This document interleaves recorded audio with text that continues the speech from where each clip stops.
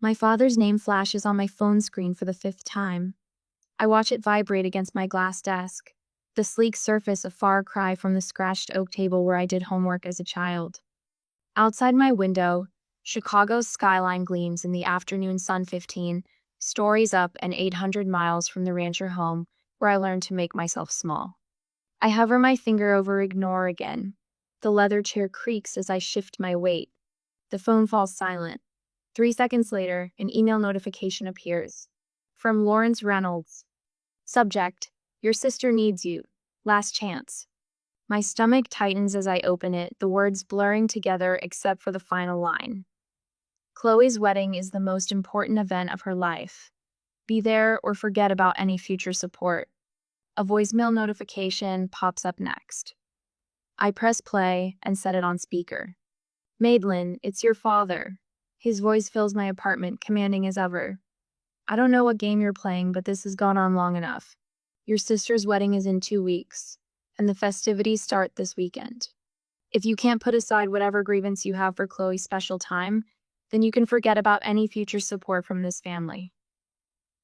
Your mother is beside herself with worry. Call me back immediately. A bitter laugh escapes my throat. I cross to the closet and pull out a framed diploma hidden behind winter coats. The gold embossing catches the light. Madelyn Ann Reynolds, Bachelor of Science in Data Science, summa cum laude. 3 years collecting dust instead of hanging on my wall because old habits die hard. My phone buzzes with a text from my mother. Please call. Your father is getting impatient. I glance at the calendar on my desk. Chloe's 2-week wedding extravaganza is highlighted in angry red 14 days of ceremonies, parties, and photo shoots for the golden child's perfect day. I tap open my banking app. $138,947.32 in savings. More than enough to never need their support again. They just don't know it yet. A memory surfaces 3rd grade, clutching my report card with 5 perfect as. Mom at the kitchen table, nodding without looking up from her magazine. That's nice, honey. That same night, the living room erupting in cheers for Chloe's participation ribbon from the school play. Did you see how she projected her voice? She was the best one up there. Dad's face glowing with pride while I sat invisible on the stairs. The science fair my sophomore year. The blue ribbon I won for analyzing local water quality. The empty chairs where my parents should have been, they'd gone to Chloe's soccer game instead. She'd scored 1 goal and they talked about it for weeks. Principal Williams handed me my award. Your parents must be so proud. I nodded, the hollow feeling in my chest already familiar. Then senior year, the thick acceptance package from the University of Chicago. My hands trembling as I read the scholarship offer. Chicago? Mom's forehead creased with concern. That's so far away. Chloe might feel inferior if you go there when she's just attending community college. Dad didn't even look up from his newspaper. We've discussed this. You're staying local. End of story. The quiet negotiation that followed.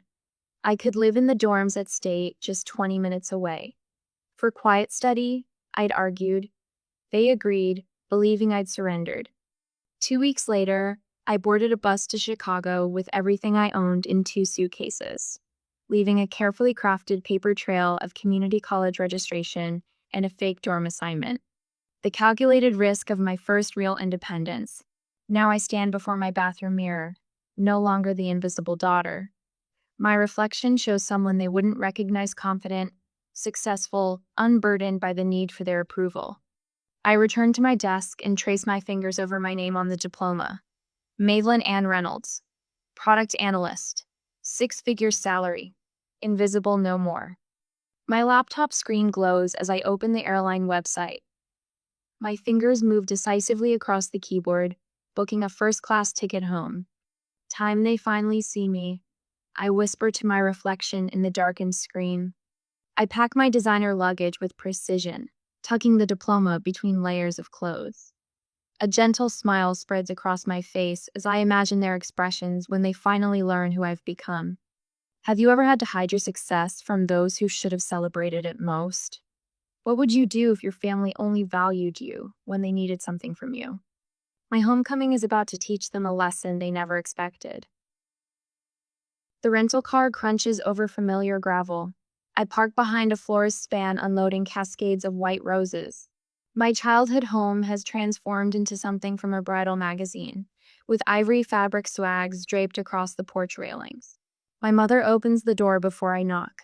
Her hair is colored a precise shade of honey blonde, not a strand out of place. Madelyn, finally.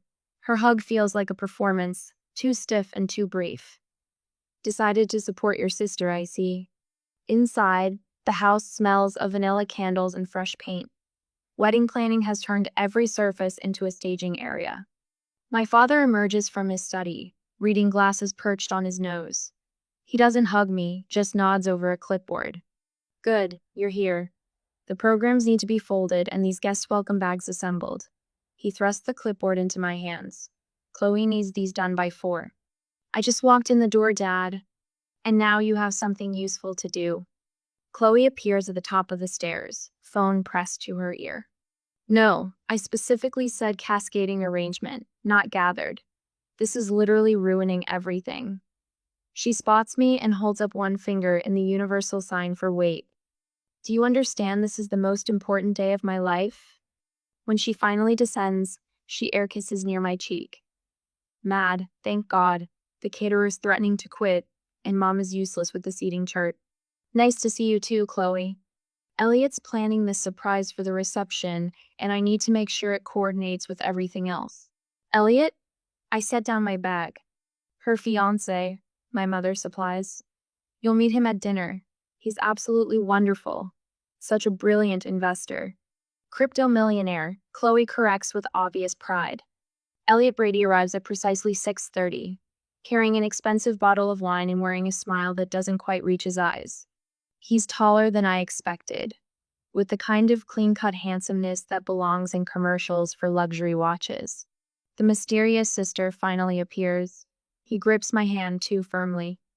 Chloe said you were some kind of computer genius hiding away in the big city. Product analyst, I correct. Sounds intense. He winks. I've got some friends developing an AI trading platform, revolutionary stuff. We should talk shop sometime. During dinner, Elliot dominates with tales of crypto investments and exclusive opportunities. My father hangs on every word. So which exchanges do you primarily trade on? I ask, during a rare pause. Elliot's smile freezes momentarily. Oh, a mix. Mostly private platforms, exclusive access through my network. Fascinating. And your company's based where? We're decentralized, he replies smoothly. The beauty of blockchain, right? I've got partners in Singapore, Zurich, Dubai. My father shoots me a warning look. Madelyn, not everyone wants to discuss business at dinner. Later, searching for wedding programs in my father's study, I stumble across refinancing paperwork for the house, dated 3 weeks ago. The property I grew up in, which had been nearly paid off, now carries a sizable new mortgage. Voices drift from the adjacent dining room. Lawrence, are you sure about this second mortgage? My mother's worried tone freezes me in place. That's everything from my inheritance, too. Helen, Elliot has guaranteed 20% returns minimum. But $115,000 is... You wouldn't understand investments like these. My father cuts her off. This is what building real wealth looks like. I lean against the wall, my analyst brain calculating risk factors. Second mortgage, family savings, inheritance, all flowing toward Elliot's vague investment opportunity. He's a fraud. Aunt Helen's voice is barely above a whisper as we stand in the back garden, supposedly admiring her contributions to the wedding flowers. You see it too? I ask. She nods, her gray eyes so similar to mine sharp with concern. Your father won't listen to me. Started talking about how I've always been jealous of his success. Mr. Wilson down the street lost $50,000 in an exclusive investment opportunity last year, she continues. Sounded awfully familiar when I heard about Elliot's proposals. Madelyn? A familiar voice calls from the fence line. Mr. Thomas, my old science teacher, waves. I've been following your career. That Chicago data science program you attended is one of the best in the country. I freeze. How did you... Unlike your parents, some of us actually pay attention. Aunt Helen pats my hand.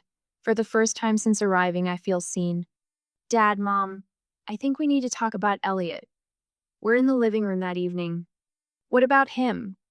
My father doesn't look up from his newspaper. I've noticed some inconsistencies in his business claims. The way he describes his investments doesn't align with how crypto markets actually function.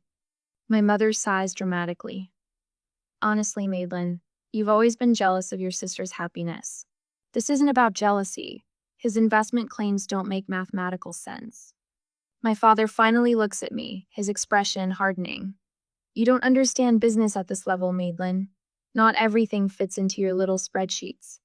The front door opens, and Chloe enters with Elliot. She immediately senses the tension. What's going on? Your sister has concerns about Elliot's business. Chloe's face crumples. Are you serious? You show up after 3 years and immediately try to ruin the only good thing in my life? Elliot places a protective arm around her.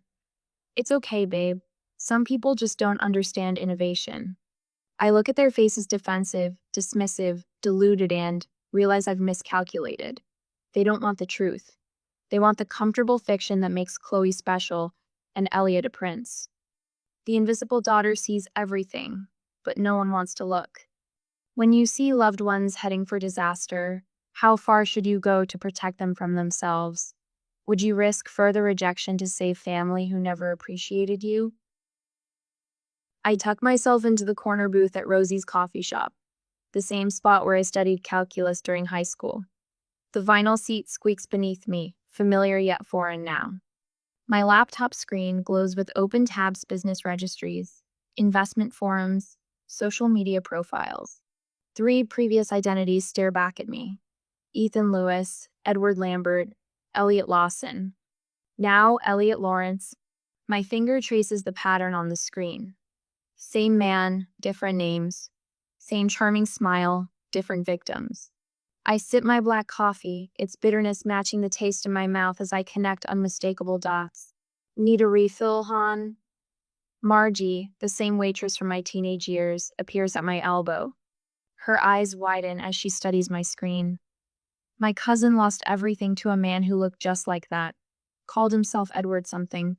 My stomach tightens. Lambert? That's it. She sets the coffee pot down. Investment scheme. Left town right before the wedding. Broke her heart and emptied her savings. I pull up another browser window. Margie, would she talk to me? A woman in her 50s sits across from me 2 hours later, hands trembling around her mug. I thought I was special, Karen whispers. He made me feel chosen. My sister thinks the same thing. Karen slides a folder across the table. Pictures, bank statements, police reports that went nowhere. Her jaw tightens. He disappeared 3 days before our wedding, along with $60,000 and my mother's heirloom ring. The photographs confirm what I already know. The account statements show transfers to untraceable offshore accounts. The police reports detail 3 other victims with similar stories in 3 different states. I thank Karen and pack up my evidence. The wedding is 5 days away. The knot in my stomach tightens. Where have you been? Mother's voice cuts through the hallway as I step inside. The flower arrangements need checking, and Chloe's having a meltdown about the place cards. I glance at my watch, barely past noon. I was researching something important. More important than your sister's wedding? She thrusts the checklist into my hands. Your father noticed your attitude problem. He says you've barely helped at all. A familiar weight settles on my shoulders. The invisible daughter, now visible only for criticism. I find Chloe in the dining room, surrounded by sample table settings and crumpled tissues. The calligrapher messed up the font. She glares at me through mascara-smudged eyes. Where were you? I've been texting for hours. I check my phone. 3 texts, the first sent 40 minutes ago. You've always done this. Chloe sniffles dramatically, disappearing when you're needed, then showing up to overshadow me. The accusation lands with practiced precision. For 23 years, my existence has somehow both fallen short and been too much. I'm trying to help you, Chloe. By avoiding wedding preparations, by questioning Elliot's business. Her voice rises. You can't stand that I found someone amazing while you're alone in Chicago doing whatever boring job pays your bills. I bite back the truth about my boring job that pays twice what she's ever earned. Instead, I pick up a place card and examine the allegedly wrong font. I can call the calligrapher, I offer. Dad already did. Chloe dabs her eyes. At least he supports me. The living room falls silent as I finish presenting my evidence. Printed screenshots, bank records, police reports, and Karen's signed statement is spread across the coffee table. My parents sit stunned on the sofa. Chloe perches on the armchair, face pale. Elliot stands by the fireplace, his expression carefully composed. This is clearly a case of mistaken identity. His smile doesn't reach his eyes. I have a common face. People mix me up all the time. 3 different women in 3 different states. I keep my voice steady. All with the same experience of a man who matched your description, used names similar to yours, and disappeared with their money right before the wedding. Madelyn. My father's voice carries a warning. This is absurd. Dad, look at the pictures. I push a photo toward him. Look at the timeline, look at the pattern. I've never seen this woman in my life, Elliot insists, gesturing at Karen's statement. Chloe jumps to her feet. I can't believe you'd go this far to ruin my happiness. Tears stream down her face. You've always been jealous of me. Jealous? The word catches me off guard. I'm trying to protect you. By ambushing my fiancé with these fabrications? Chloe snatches the papers from the table, crumpling them in her fist. Chloe, I reach for her arm. The second mortgage, your retirement fund, Mom's inheritance, it's all gone to his investment opportunity. Don't you see the pattern? That's enough. My father stands, face flushed. You need to leave this house right now. Elliot places a comforting hand on my father's shoulder. Lawrence, it's all right. She's just concerned for her sister, misguided but coming from a good place. His practiced sympathy makes my skin crawl. I'm not leaving. I stand my ground, straightening to my full height. And I'm not the same invisible daughter anymore. Silence falls across the room. What are you talking about? My mother asks. I didn't go to community college. The truth rushes out after years of containment. I graduated top of my class from the University of Chicago 3 years ago. I'm a product analyst at Tech Fusion. I make 6 figures. I've been supporting myself entirely since I was 18. Their stunned faces would be satisfying under different circumstances. That is impossible, my father stammers. Is it? I pull out my company ID badge. Check my LinkedIn profile. Call my office. I've been someone else entirely while you were too busy with your golden child to notice. Chloe sinks back into her chair, her expression flickering between shock and disbelief. And now I'm giving you one chance, your last chance at to see the truth before it's too late. I gather the scattered evidence, carefully reassembling the case. This man is not who he claims to be. The wedding is in 5 days. His pattern is to disappear 3 days before the ceremony, once he has access to all the funds. Elliot's mask slips for just a second. A flash of calculation crosses his face before the charming smile returns. I think we've all heard enough fantasy for one day. My father's voice has regained its authority. Madelyn, I won't ask again. Leave now. I look at each of them, my father's rigid certainty, my mother's conflicted loyalty, Chloe's defensive anger, Elliot's practiced concern.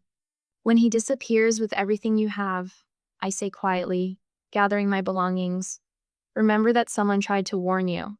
The front door feels heavier than it did when I was 17, sneaking out to study at the library. This time, I'm not hiding who I am. This time, I'm walking away with the truth they refuse to see. Have you ever had to stand alone with the truth while everyone you loved chose comfortable lies? What would you do if you were me? Walk away, or fight harder for a family that refused to listen? My next decision will change everything. My phone won't stop buzzing. I set it face down on my kitchen counter and pour another cup of coffee, watching the steam rise in the morning light of my Chicago apartment. 2 days before Chloe's wedding, and the notifications have evolved from demanding to desperate.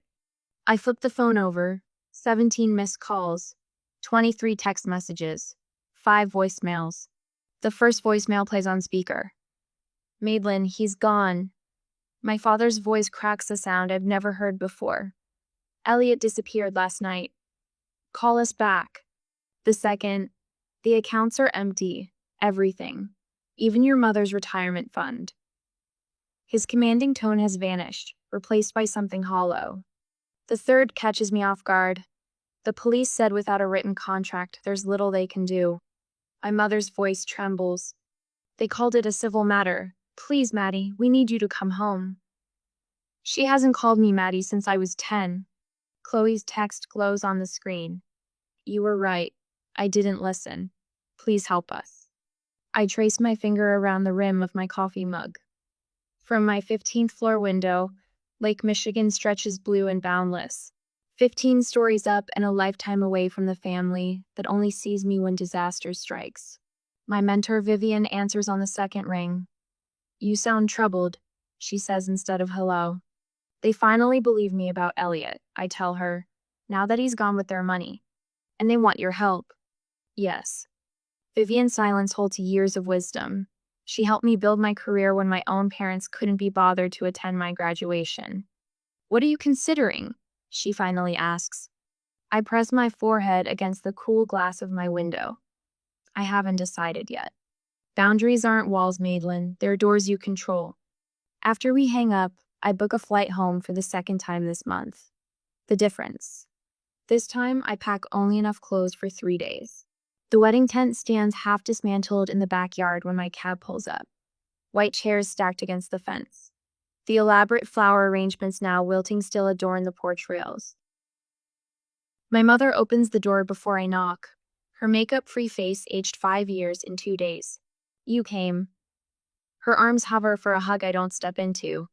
My father paces the living room, phone pressed to his ear. He hangs up when he sees me. His eyes flick to my designer handbag, the watch on my wrist. We thought perhaps you might be able to help with. He clears his throat. Financial assistance. Until we sort this out. What will the Hendersons think? My mother wrings her hands. And the country club board. Your father is treasurer. Chloe sits curled on the couch, wearing sweatpants and one of my old high school t-shirts she must have found in my former bedroom. Her eyes are swollen. If you had been more supportive from the beginning, I might have listened. Her voice lacks its usual edge, but the blame lands familiar nonetheless. You were always so negative about him. I set my handbag on the coffee table and unbutton my coat. The living room feels smaller than I remember. The walls still display Chloe's dance trophies and not a single one of my academic achievements. I can help with some things, I say, my voice steady. Not all. My father straightens. Now, Madelyn, as your father, I can help you file police reports properly. I can contact my colleague who specializes in financial fraud recovery. I can connect you with a lawyer who handles cases like this. I take the points off on my fingers. I cannot replace the money you lost. The silence stretches taut between us. But, my mother starts. I earn 6 figures. I have substantial savings. And I will not sacrifice my financial security to rescue you from a situation I explicitly warned you about. My father's face reddens. This family has supported you your entire life. A laugh escapes me short. Unexpected. Did you? When? We put a roof over your head. Food on the table. That's the legal minimum, Dad. Chloe uncurls from the couch. So you're just going to abandon us? After being right? Is that what matters to you, being right? I meet her gaze steadily. What matters to me is being respected, being heard. I exhale slowly. You need me now, but you've never wanted me. There's a difference. My mother collapses into a chair. How can you be so cold? I learned from experts. The words slip out before I can catch them. For the first time, they all truly look at men through me or past me. They see the woman who built herself without their notice, who succeeded without their approval. These are my boundaries, I say quietly. I will help you navigate this legally. I will stay 3 days. I will not empty my savings account or co-sign loans. Those are my terms. My father starts to speak, stops, then tries again. When did you become this person? When you weren't looking. Is it our obligation to help family when they've treated us poorly? Or is setting boundaries an act of self-respect? What conditions would you set before helping those who only turn to you in crisis? Father paces the living room, each heavy footfall drumming his authority into the floorboards I once tiptoed across. As head of this family, I've always made decisions with everyone's best interests at heart. He stops, squares his shoulders toward me. This situation requires a united front. I sit perched on the edge of the same armchair, where I'd curl up with books as a child, trying to disappear. Not anymore. Mother wrings her hands, wedding ring clicking against her knuckles. Blood is thicker than water, Madelyn. Surely you understand that now. The familiar weight of their expectations presses down. I straighten my spine. You've always thought you were better. Chloe's voice cracks. Her mascara-streaked face bears little resemblance to the beaming bride-to-be from wedding invitations still scattered across the coffee table. Perfect Madelyn with her fancy job and big city life. I check my watch. They've been at this for 27 minutes. The coordinated pressure, the guilt, the attempt to make me fold like the paper dolls Chloe and I once played with. She got the pretty dresses. I got the torn scraps. When I was 8, I say, voice steady, I won the district spelling bee. You told me you couldn't come because Dad had an important meeting. Father's mouth opens. I raise my hand. I saw you both at Friendly's afterward, with Chloe, celebrating her participation ribbon from field day. The silence hangs thick as summer heat. 10th grade. My science project on agricultural runoff won state recognition. The ceremony was the same night as Chloe's choir concert, where she sang in the back row. You chose the concert. Mother's gaze drops to her lap. My high school graduation you left immediately after, because Chloe had a date to prom and needed help with her hair. The grandfather clock ticks in the corner, marking seconds of uncomfortable truth. Christmas 2020. I got you each thoughtful gifts based on conversations we'd had that year. You gave me a generic gift card with the wrong name on it. The front door opens with a familiar creak. Aunt Helen stands framed in the doorway, clutching her purse like a shield. I saw it all. Her voice wavers but holds. Every recital you missed, every achievement you downplayed. I watched this child wilt while you fawned over her sister. Father's face flushes crimson. This is family business, Helen. I am family, my aunt says. Someone in this room needs to acknowledge what happened in this house. I rise from the chair, my full height suddenly apparent in this room, where I spent so many years trying to shrink myself. I'll help with the house. My voice fills the space I never claimed before. I'll cover the second mortgage. I'll arrange for the credit card debt to be consolidated. Their faces flash with relief, quickly hidden. But I won't help with your reputation. I won't pretend Chloe wasn't scammed by a man any decent background check would have flagged. I won't lie to the neighbors about where the money went. I meet each of their eyes in turn. I won't attend any community functions where you parade me around as the dutiful daughter who swooped in to save the day. Father's jaw clenches. You don't get to dictate terms in my house. I do when I'm the one with the means to save it. The words taste unfamiliar, powerful, certain. My assistance comes with legal protections for me. The money will be handled through formal channels with documentation. You won't have direct access to any funds. Think of it as a business transaction, not a family bailout. Mother's eyes widen. We're not some charity case, Madelyn. No, you're not. Charity doesn't come with requirements. This does. From my briefcase, I withdraw 3 copies of a document my lawyer prepared. The paper makes a crisp sound as I place them on the coffee table. This outlines the terms of my financial assistance. One-time solution, not an ongoing relationship. I'll transfer the funds to pay off the second mortgage directly to the bank. The credit card consolidation will go through a financial advisor I've selected. This is ridiculous. Father blusters, but his eyes track the papers. Second page is an acknowledgement. I tap the document. It states that for years, you consistently favored one child over the other, creating an environment of emotional neglect. Mother gasps. We would never sign such a thing. Then I'll leave, and you can explain to the bank why you can't make next month's payment. The room falls quiet except for Chloe's ragged breathing. Father reaches for his reading glasses with shaking hands. You've become hard. I've become honest. I remain standing. The world didn't break me, neither did you. But I won't pretend anymore. He reads silently, pen hovering above the signature line. His hand trembles. Your mother and I did our best. Your best was deeply unequal. The words emerge without anger, just truth. 10 minutes later, all 3 signatures mark the page. I text my financial advisor to proceed with the arrangements we discussed. I pull out my phone and make a call. Miss Winters, we're proceeding with Plan A. Yes, the full arrangement. I listen briefly. Thank you. The documentation has been signed. You'll receive copies within the hour. I turn to my family. Rachel Winters is a certified financial advisor who specializes in family debt restructuring. She'll contact you tomorrow to begin the process. Everything will go through her, not me. Father opens his mouth to object. This isn't negotiable, I say. She'll ensure the mortgage gets paid and creditors are handled properly. The money never touches your accounts directly. I gather my things without rush or ceremony. No tearful embraces, no promises to call soon. I hope you find peace with your choices.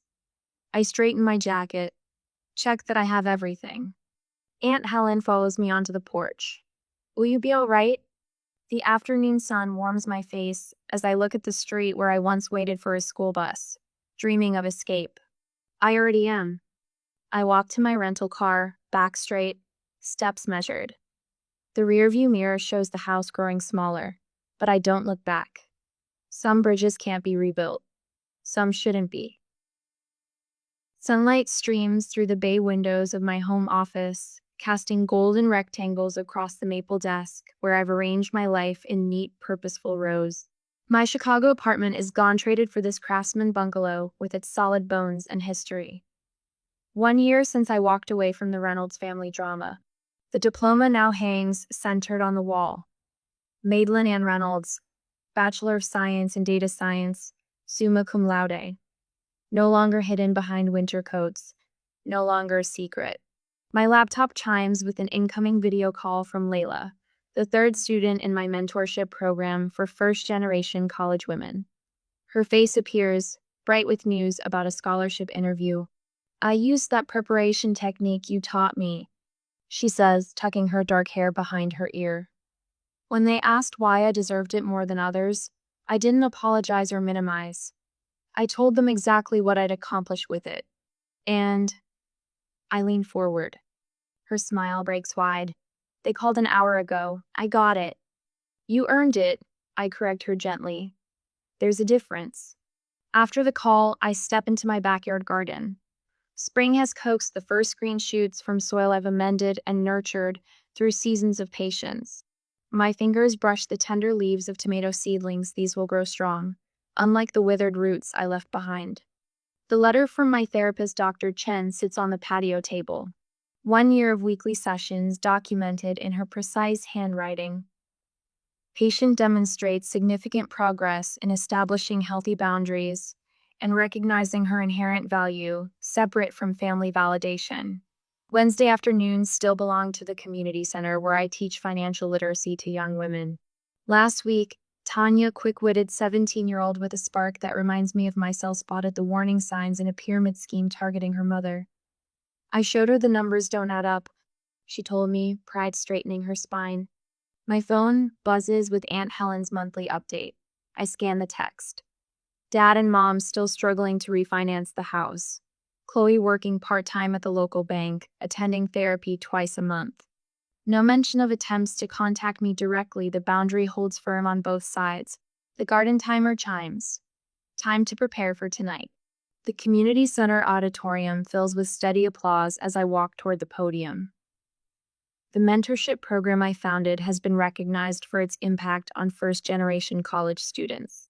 The award feels substantial in my hands, glass and metal catching the light, solid and real.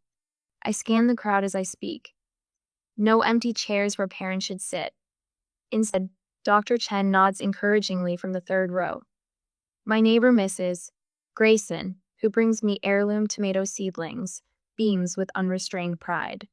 Colleagues from work who value my analytical mind for exactly what it is. Friends who ask how I'm doing and actually wait for the answer.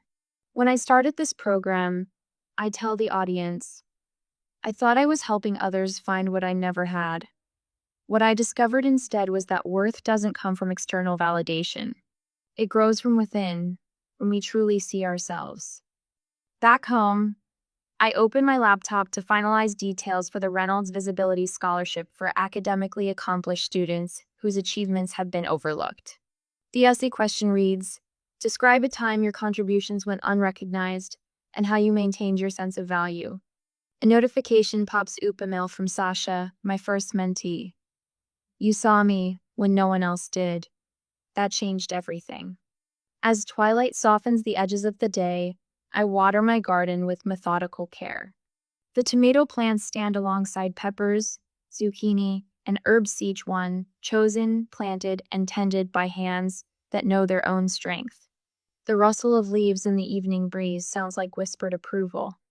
I touch the stem of a rose bush I pruned severely last fall. It's sprouting new growth, stronger than before. Some things grow stronger when cut back, I whisper, a smile tugging at my lips as I survey the life I've built thriving, rooted, and finally, completely visible.